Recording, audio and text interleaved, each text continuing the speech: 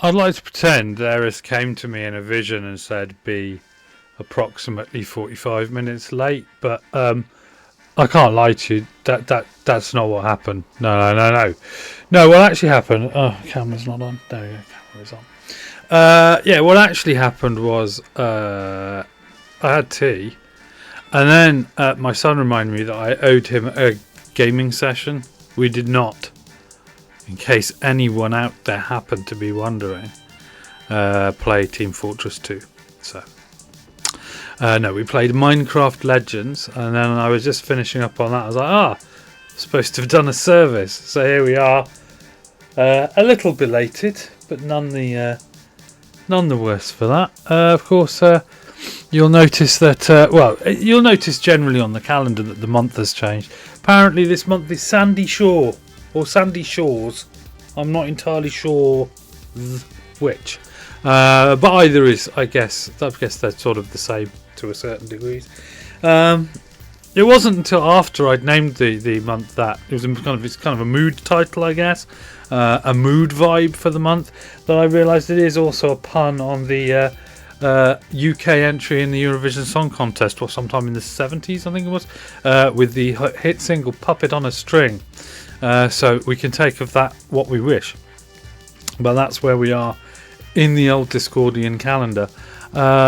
Disclaimer this week. No, it isn't. Fnord. Okay, that's the disclaimer. Order of service, as always. Deep thoughts. Quanda. The world of chaos, which is still new. I don't think it's going to be new for much longer, but it's new right at this moment in time. Reflective Tarot, and the Weekly Sacrament. If you are imbibing this service asynchronously, then you won't notice any difference between any of the other services.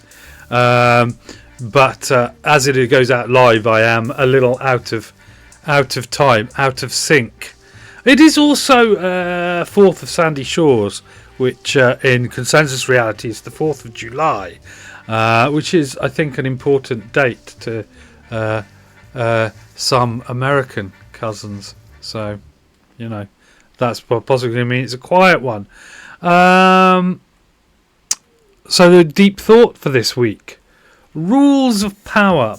I was brought, my eye was brought, as is so often the case, towards the Trainwreck documentaries that are going out on Netflix, and there was one about the clothing brand American Apparel and how it all just fell apart. One of the things that the CEO of this company did was he gave people who came on board at certain positions a goodie bag in which he included a book that was some ridiculous number of rules of power, 47 or something. Wasn't 23. Okay, so you can judge it by that. It's a great story of chaos. He handed these employees this book, and then stuff happened. Then after the dust had died down, they all looked eventually at the book that he'd given them, and it told them exactly what he was going to behave like, i.e. bit of an arse. But it's like, he handed that to you on the way in the door, and yet you chose not to read it. But it did make me think, because a lot of the things that they said, it was basically a manual on how to program people to be dependent upon you and to create sort of a cult. And it made me reflect on this very incident here. The Principia Discordia, of course. Principia Discordia is supposed to be a sort of satirical deconstruction of holy books, like, famous popular holy texts that you may or may not be familiar with. And it's interesting, actually, because a holy text is just sort of a tool for the religious. In and of itself, people are often like, well, I've read a bit of one holy text or another, and it has some wisdom in it. It's like, well, I guess we can't dispute that, but that's not the point of it, is it? It's supposed to be a tool for use by, the Pope. Not just the Pope, priests, other representatives there. Yeah, that's the point of it. The point of it is not to contain some wisdom, but to be a tool for them to use. Not beat around the bush. Essentially, to control people. That's what it's for. So deconstructing one and then putting it back together again is only like part of the journey. That's kind of what I'm discovering here.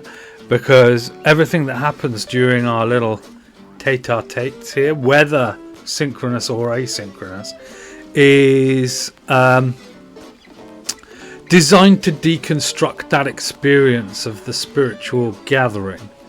And in deconstructing it, like we did, I already intuitively said that the point of this bit here and the fact that the chat is open and the chat window is available to you, just there, chat window, is because unlike a normal religious ceremony gathering thing where the priest is supposed to hold the masses in check and and guide them with the words and control and shape thought, and right, the point of mine is that you're supposed to sit there being a bit of a peanut gallery and interrupting me and getting in my way. So that is what is supposed to happen in this, but not in the regular, because it's deconstruction. It's a reversal. It's a counterpoint to the other kind of spiritual gathering. And just all those things, basically every time I set something up, its purpose is counter to what it would be in a general... well, it's not just spiritual, is it? I mean, that's the thing. I think that cults undeservedly get represented as being spiritual.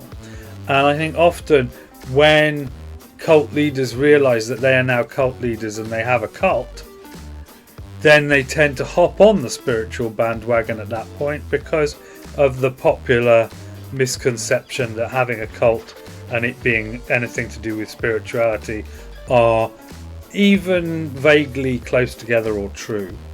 They're just associated in people's minds for some reason. And that's it, and they're basically all the techniques that you can outline, you can learn about how cults bring people in and how they shape people's minds. Well, part of it is that, I suppose that's what it is. Spiritual gatherings tend to take on, it's the other way around than people think it is. Spiritual gatherings tend to take on the trappings of sort of cult mechanics, because they've devised that's the best way to have a spiritual gathering. But cult gatherings don't actually have to have the spiritual bit, they just need to apply the techniques. If you apply the techniques without an ethos, there's no problem with that, it'll still work. So there we are, and the whole point of this setup here is that I've set every rule counter to that. Like, just, you're supposed, like, to be a good member of the congregation, if you're here, you're supposed to throw me an odd question. And by an odd question, I mean just any question at all. So yeah.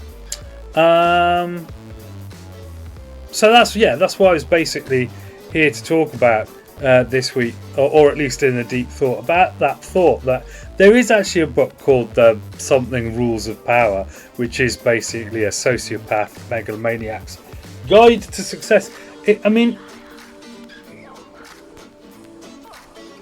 When Machiavelli wrote The Prince, people believed him to be a wicked man, and he gloried in that reputation of being a wicked person who had written this wicked book about how to exploit and manipulate people for political power.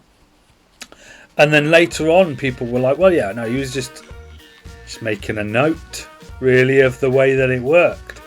And I think that it's interesting that this 37 World Rules of Power, 57 different varieties, whatever it is, that book that is mentioned in this documentary, one, wasn't a lot more famous, but two, when it was read, it was basically a checklist of how to cultivate and manipulate a cultish base of followers.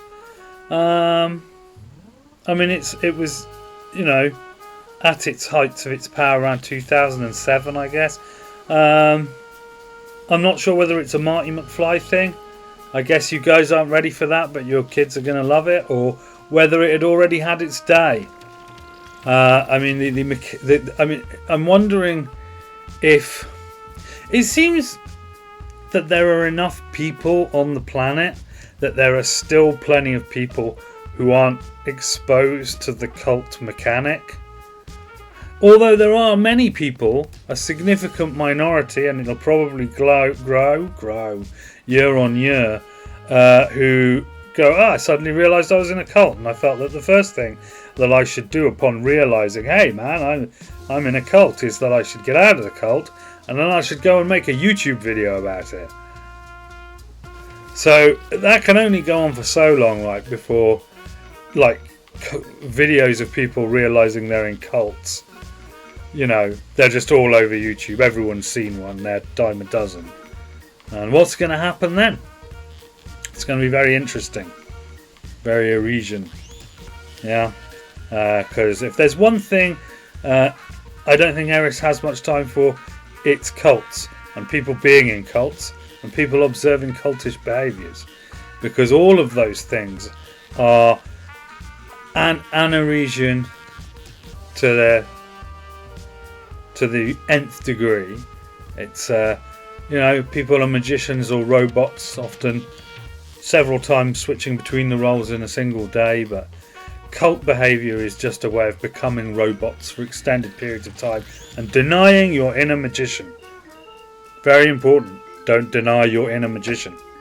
There's nobody back, so I think I feel safe in going on to Kandar. I don't even have any questions. I'm not even allowed. I mean, I'm supposed to be providing the answers, so if I'm providing the questions as well, that's just the ultimate softball. This is your Kandar no questions reminder that if you haven't done so, go and watch The Prisoner, one of the most important Discordian texts ever to exist. I was reminded of it this week. Yeah, The Prisoner. You definitely all need to be watching that. Trying to take it in real hard will upset your brain enough that you will be in the perfect Discordian frame of mind. Very much so. And it was a program made technically after the inception of Discordianism, but the point is it was a British program made by a British actor who only subsequently went and lived in the States. So it's odd to think of a world so remote from the internet, but just because Discordianism was happening in like 1963 or whatever doesn't mean that the UK had heard of it by 1967. There was literally no reason for that. You know, communications could happen. There were telephones, there were telegrams, there were letters, there were, you know, news reporters, all of that. Things did spread through, you know, the Maclunian mass culture. But I think culture like that had a very slow speed of travel. So there we are. Yeah. So The Prisoner. It's very Discordian, but it didn't even know what Discordianism was. Of course it is.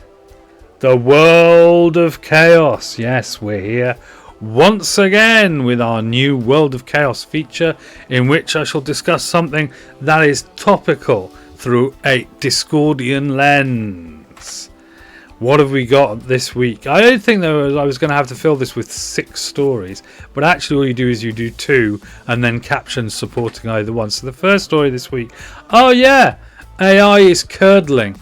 Last week politics was disintegrating. This week the AI is curdling. Yeah, I mean, it's a scam. AI is a scam. A robot programmed to behave like a magician, I guess you could call it. Could call it that.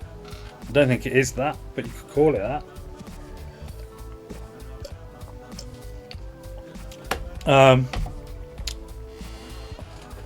Yeah, I mean, what do you want me to say? People hate AI art. AI itself is proving ruinously expensive. AI companies can't turn a profit. It's not a good look. And that's what I'm saying. The tide is beginning to turn.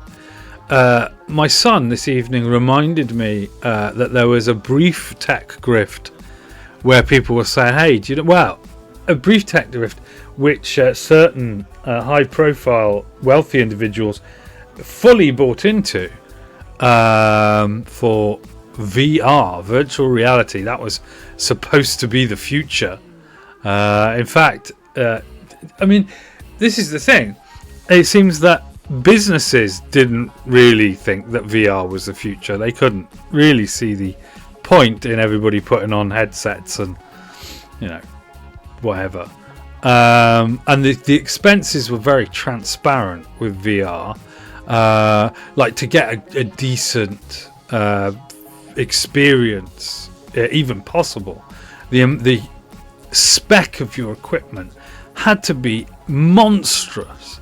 And that's the thing. I mean, to get decent AI, if such a thing exists, the spec of your machines has to be monstrous.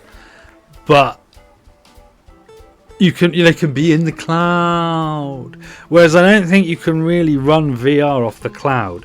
Latency in VR is a big issue. Like, you want it to run almost synchronously with your perception as well. You do, because if it's running out of sync with your perceptions, that's just one of the many things that will give you VR sickness and lead to you vomiting or fainting. And so people, because it's physical VR, people instantly were like, well, you need like a 4K monitor for each eye, and you need a computer that's capable of parsing the slightly offset and all the perspective for 2 times 4K live real-time rendering.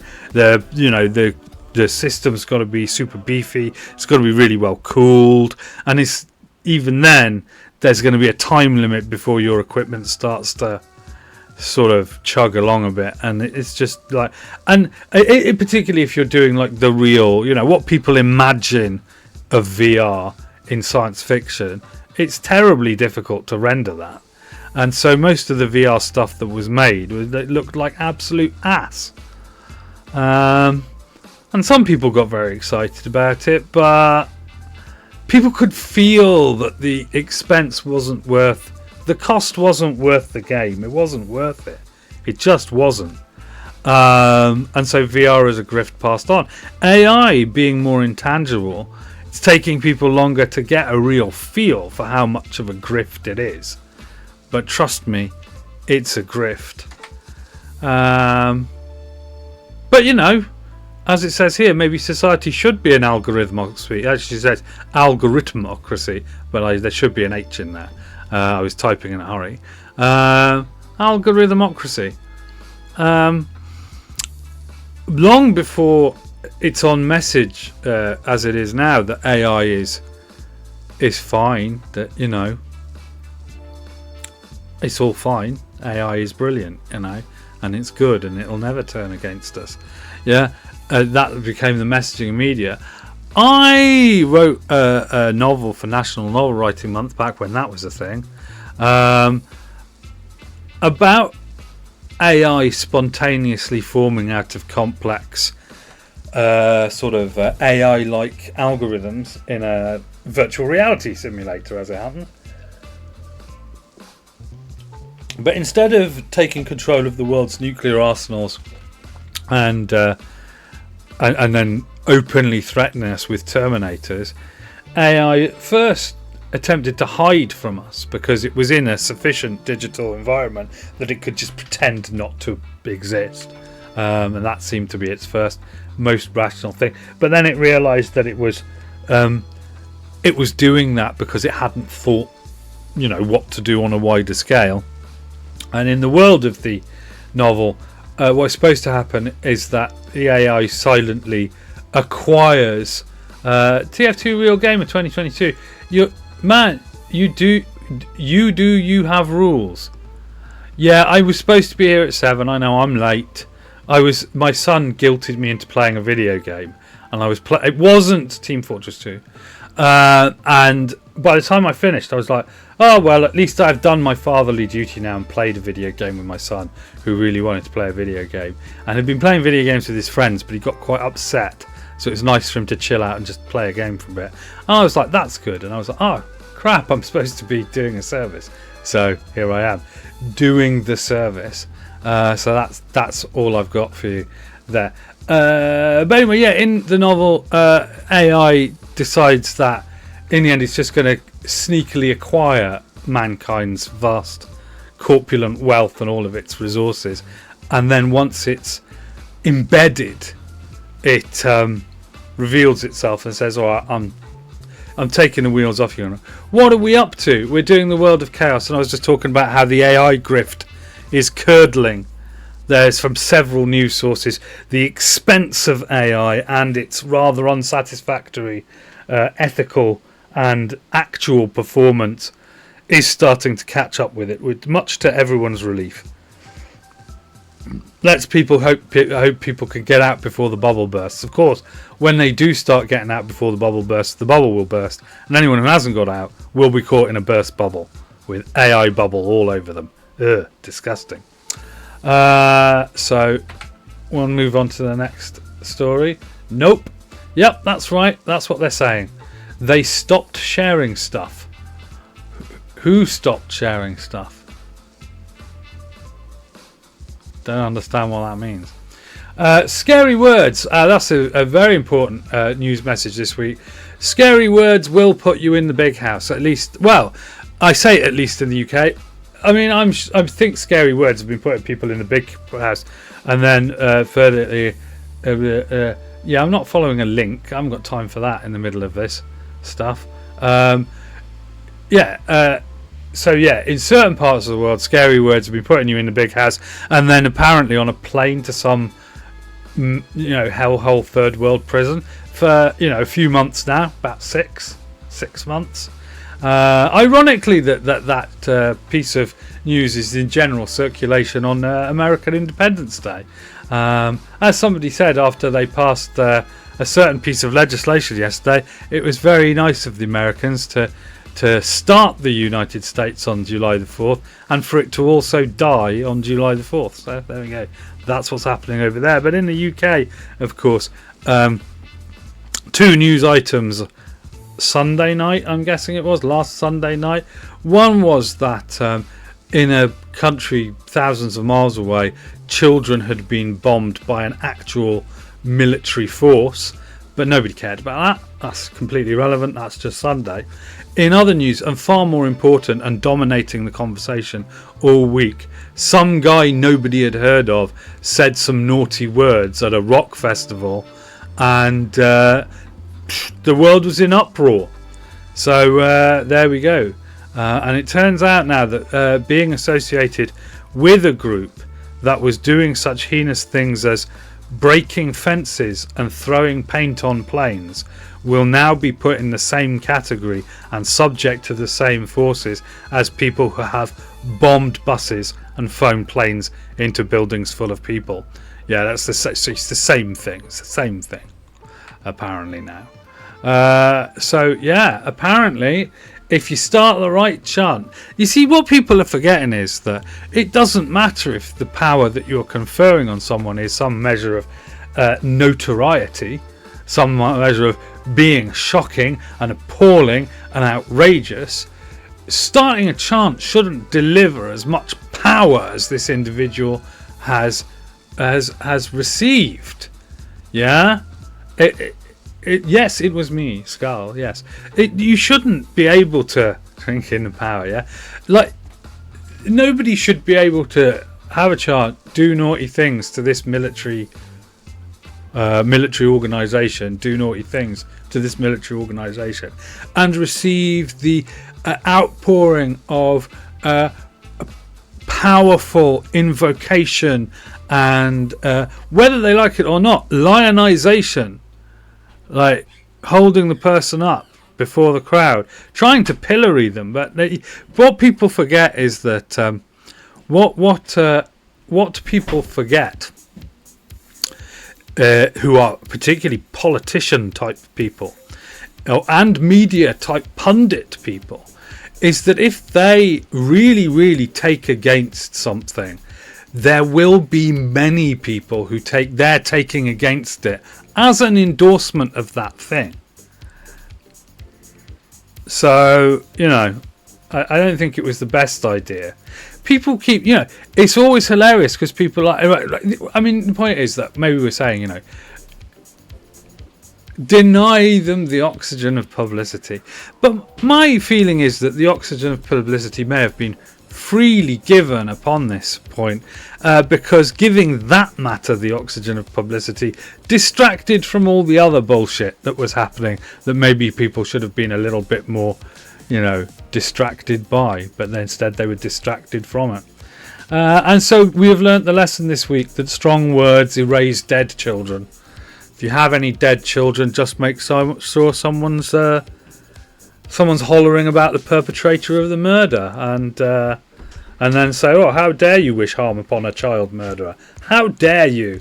And I'll be fine. No more dead children. We won't have to think about it. We can all sleep like dead children. I'm live. You don't have to stand back there, mate. The camera is there. What can I do for you, sir? Oh, right. You put my Deadpool t-shirt over your head. You want to give me a hug? There we go. Very good. Alright. See you in a bit. The heavy is dead. Is the heavy a child? A tiny innocent child? If the answer to that is yes, then apparently if you just find the right strong words, that death will be erased. Good to know. Good to know. So there we go. That's what's happening in the world of chaos this week. AI is unraveling slowly, starting to decay like a pear in the fruit bowl of life. Man who gives a shit about the children. The heavy is a man who gives a shit about the children. Okay, cool, nice. Well, that doesn't mean that the status of people who care about the children is not related to any of that story. So AI. Please react to The Heavy is Dead on YouTube. Oh, I see the YouTube video The Heavy is Dead. React to it. I do not do reaction content for the basis that I'm quite phlegmatic. I don't think I could have the reaction that anyone wanted to any particular thing. When something good happens, I'm like, that's alright. And when something bad happens or like outrageous, I'm like, who'd have thought? Those are my two reactions.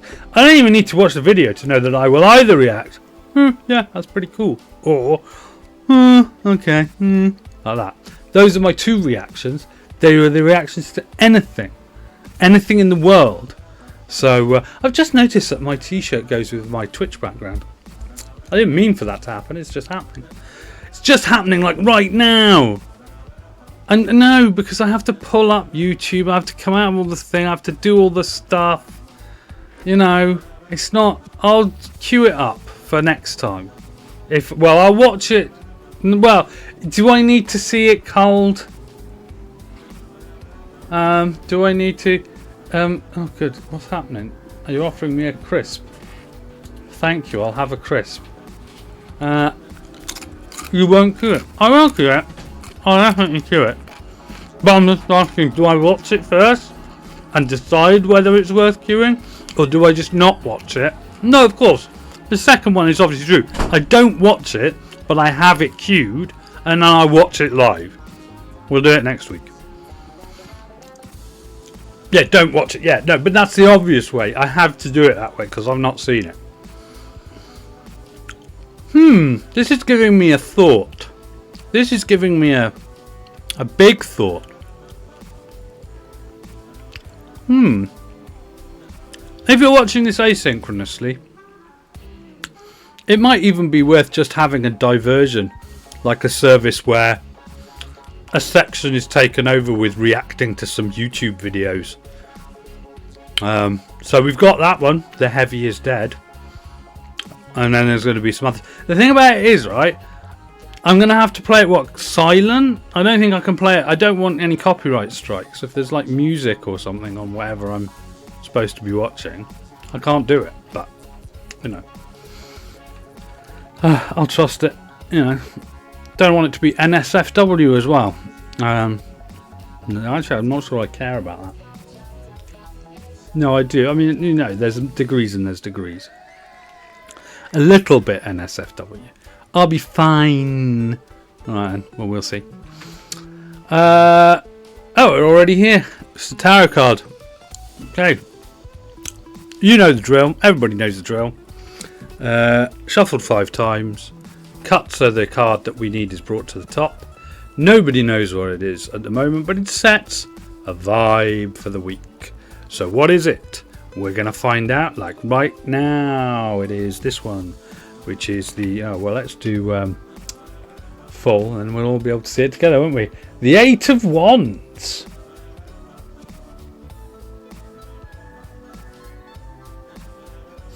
Right, so the 8 is the number of the... go back to the candidate. You want to ask me a question? Just ask me a question. We don't sit on ceremony here, even though it is a ceremony. We don't sit on that ceremony. I'm sitting on a chair. I'm presuming you're also sitting on a chair. In which case, neither of us are... Sorry, it's stand on ceremony. Well, I'm sitting on a chair, and I'm assuming you're sitting on a chair or stool yourself. So neither of us is standing. Therefore, it would be wrong to say that we stand on ceremony. We don't. Oh, for fuck's sake.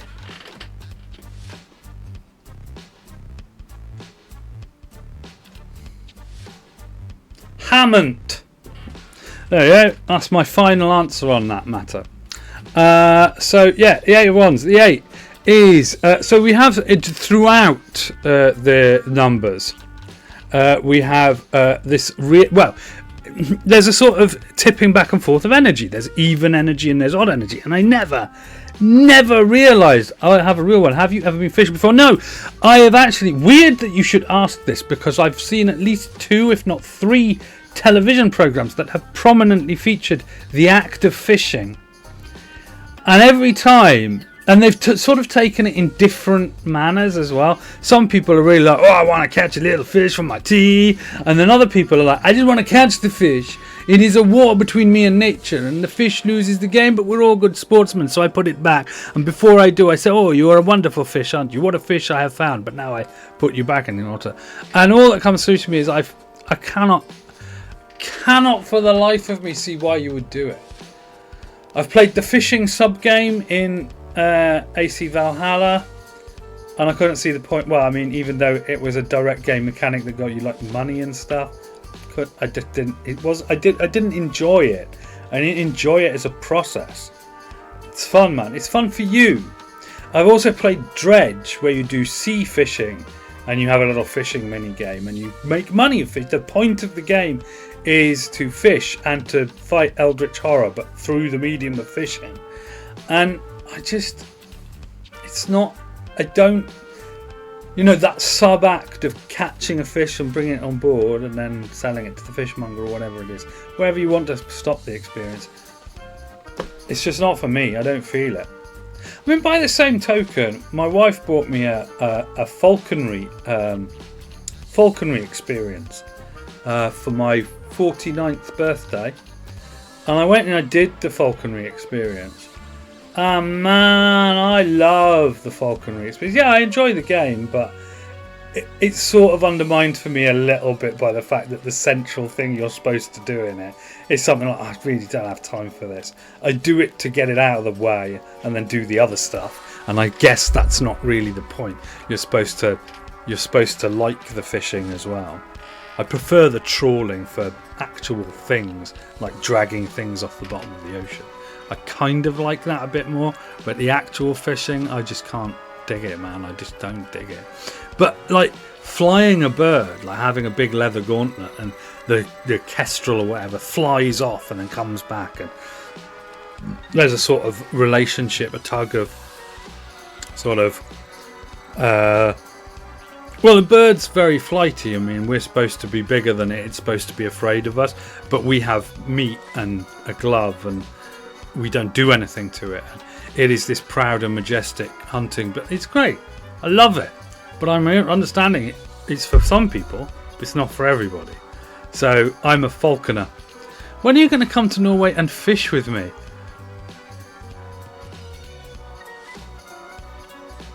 One day. Go to Norway and fish.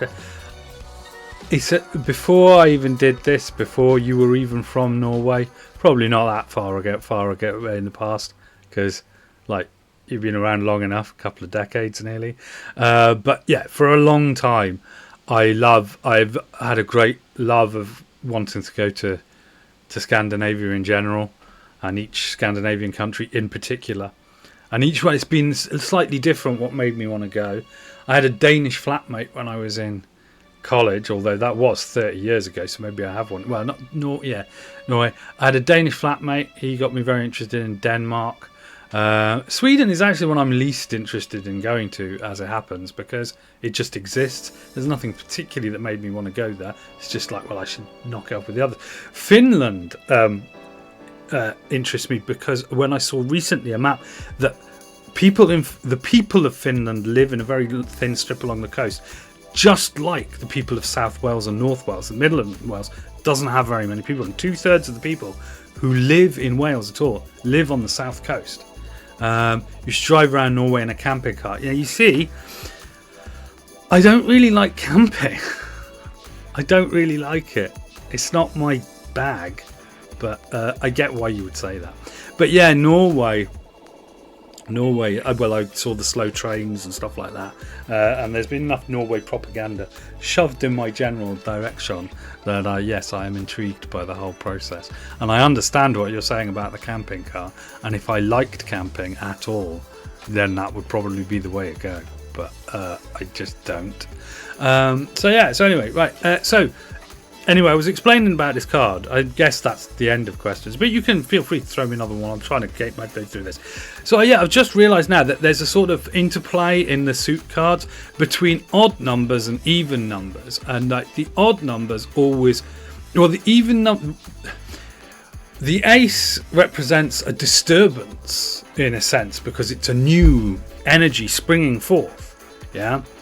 And then the 2 automatically clamps it down, stabilizes it. Every even number stabilizes in some way. And then every odd number introduces instability in some way. So, and the 10 obviously is the ultimate. Each 10 is the card of completion, abundance, of really coming into tune with the vibe of the suit. Yeah? Which means the 8 is the last power card. Because essentially, it's like that moment before the wave crashes. Yeah, like the 10 is the wave crashing, but the 8 is that moment just before. If you can go past, can you go future? Ah, I see what you've done there. Very good pun. I'm going to say why not. You ask why, I ask why not. So there we go. Yes. So the 8 is the card of ultimate, like it's that ultimate expression of the power matrix of the suit that you're in. Wands, of course, being the fire wand, the wand of passionate pursuit, which sounds kind of racy, and it is kind of racy, but it's also kind of intellectual. So anything that comes up in the mind and is embraced with passion is covered by the wand suit. And the 8, as you can see, the witches are in flight. The wands are in flight. The power is ultimate, and it's stabilized, and it's thrumming, and it's very exciting. And with passions, that is great because you're passionate about it. You're motivated and minded to embrace that wand energy. The problem with anything that you're enthusiastic, passionate about is that you can get to a place of burnout. But this 8 energy doesn't indicate that whatsoever. It indicates that this is happening, and it's happening at the biggest, most exciting level. What am I going to do after this stream? That's a very good question. I might watch the last episode of Iron Heart. That's probably high on the agenda. I have a documentary about Grant Morrison to watch. Comic book writer, very, very exciting figure. It's interesting because two of the most exciting figures in comics, two of the most exciting figures left in comics after the departure of one, Mr. Neil Gaiman, are Alan Moore and Grant Morrison. And I have a lot of time for both of these gentlemen. They, for some reason, being a comic book writer does invite you into being a kind of child of chaos type character, and both Alan Moore and Grant Morrison embody that in separate but different ways. But apparently these two gentlemen have beef with each other, and it's a bit sad. It's like when two people that you like don't get on, you know, it's just odd. But there you are. So I might watch that, but I might save it for tomorrow. It's basically going to be a slow descent into the weekend. And then over the weekend, I'm going to be packing this house. Yes, this house, this background that you see behind me right now, without the aid of fancy technology, will change. Yes, I got a Teams message. I didn't think I would at this time of night, but somebody's put an amusing photo up. Oh no, it's not an amusing photo. They're showing off that they're at a festival. So there we go. Well, la-di-da is what I say. What is it? I just told you it's a picture of one of my colleagues posting that they're at a festival right now. Woo. So anyway, that was the vibe of the week. The vibe of the week is embrace that big passion energy, because it's riding right now, which is not a big surprise, because academically around the Western world, this is the time when the leaving, when every cohort, like every cohort in every educational institution in the Western world, is gearing up to absolutely bugger off with various consequences. And those people at the top of their respective institutions are ready to take that big stride forward into the next step. And the next step might even be the real world. So, to be honest, that card's a bit of a no-duh in the first week of July. But there we go. You can't always have a mysterious message. Oh, we're here. It's time. It is time indeed. And not too bad, actually. We've done. But I thought that when I was late, I was like, we're going to hit the ground running and really go through it. But we haven't done that. It's been a perfectly decent service tonight, and now it is time for us all to grab our random consumable and to will that consumable to take on the aspect of the spiritual hot dog. And we do this, we focus our intention with the mantra. I could not find a hot dog, not even with a bun, so I eat this random consumable, because devotion comes with fun. Hail Eris.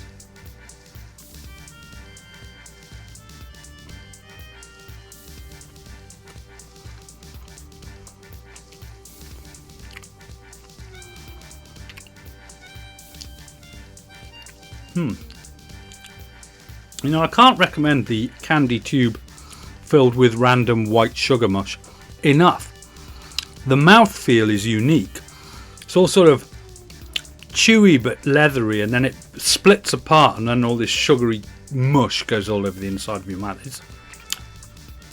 It is a spiritual experience, or maybe that's just because I've been using them for the sacrament for so long. Maybe they wouldn't normally be.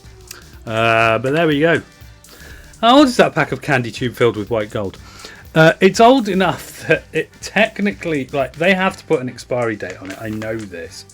But it expired in November 2024, apparently.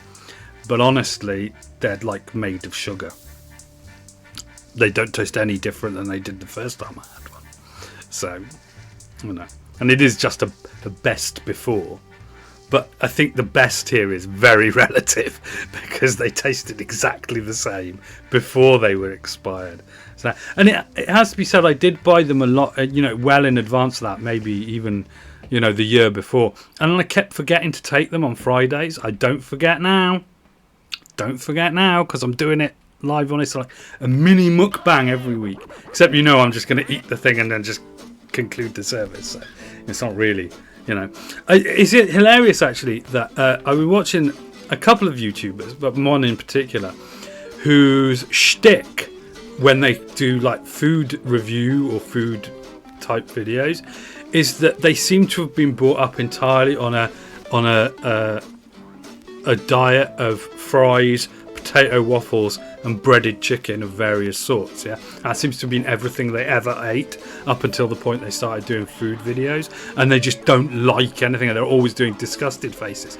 And it made me reflect, like, in the circuses of old, we're talking the 1920s, 30s, 40s, people had the freak show where you watch some guy who was perfectly comfortable biting the head off a chicken. Yeah, and they were, and it was you that experienced the disgust. But YouTube has taught us that they've got it all wrong.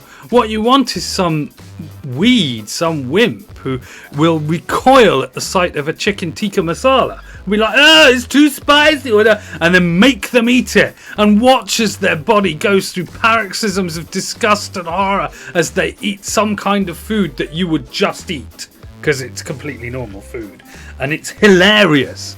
It's like the reverse geek. He's so fussy about eating, he won't eat anything. The reverse geek.